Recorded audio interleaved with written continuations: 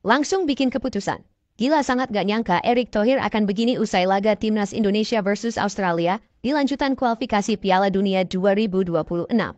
Ketua Umum PSSI, Erick Thohir, tak bisa menyembunyikan amarah dan kekecewaannya.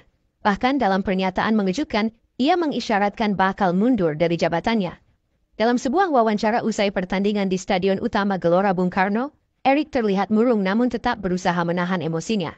Namun, nada suaranya tegas ketika menjawab pertanyaan media. Saya kecewa, marah, dan frustrasi. Hasil ini tidak bisa diterima. Timnas Indonesia seharusnya sudah jauh lebih baik dari ini, tetapi kenyataannya kita masih tertinggal. Ini bukan lagi sekadar evaluasi pemain dan pelatih, tapi harus ada perombakan besar. Dan sebagai ketua PSSI, saya adalah orang pertama yang harus bertanggung jawab, ujar Erick dengan wajah serius. Kekalahan ini memperkecil peluang Indonesia untuk lolos ke babak berikutnya dalam kualifikasi Piala Dunia 2026. Sejak awal laga, skuad Garuda terlihat kesulitan menghadapi tekanan dari Australia. Gol-gol dari tim lawan menunjukkan bahwa ada celah besar yang belum bisa ditutupi oleh Timnas Indonesia, baik dari segi taktik maupun mental bertanding. Erick yang selama ini dikenal sebagai figur yang gigih dalam membangun sepak bola Indonesia, merasa bahwa usahanya belum membuahkan hasil yang diharapkan. Dalam pernyataan lanjutannya, ia secara mengejutkan mengindikasikan bahwa dirinya bisa saja meninggalkan kursi ketua PSSI. Saya datang ke sini bukan untuk sekadar duduk di kursi ketua PSSI. Saya ingin membawa perubahan nyata. Tapi kalau hasilnya masih seperti ini, saya harus bertanya pada diri sendiri. Apakah saya masih orang yang tepat untuk memimpin PSSI? Jika memang demi kebaikan sepak bola Indonesia saya harus mundur, saya siap, tegasnya. Luar biasa, sangat dramatis. Admin aja sampai deg-degan nontonnya.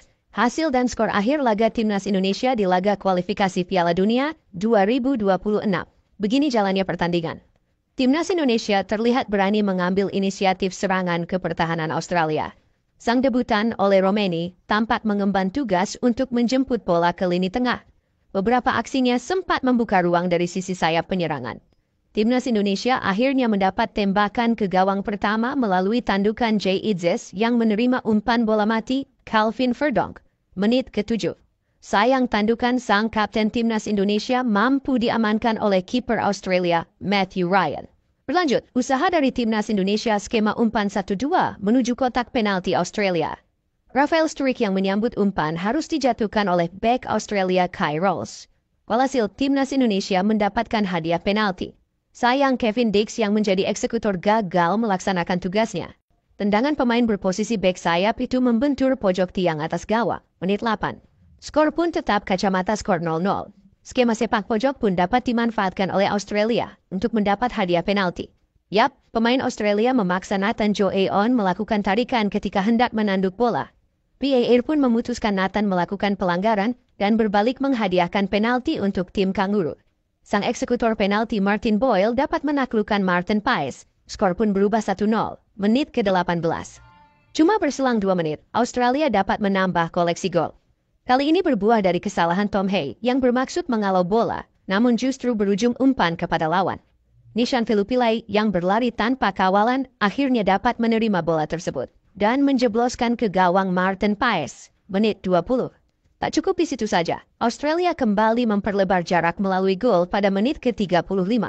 Melalui skema umpan tarik, Jackson Irvine mendapat ruang kosong di dalam kotak penalti.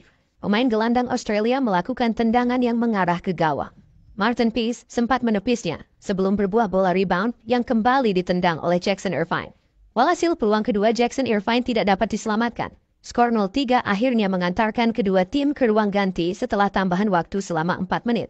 Adapun bagi Timnas Indonesia masih punya peluang untuk membalikan keadaan pada 45 menit selanjutnya. Jika hasil ini bertahan hingga akhir, posisi Garuda di podium ketiga klasemen grup C akan terancam. Untuk skor akhir kalian bisa lihat di judul.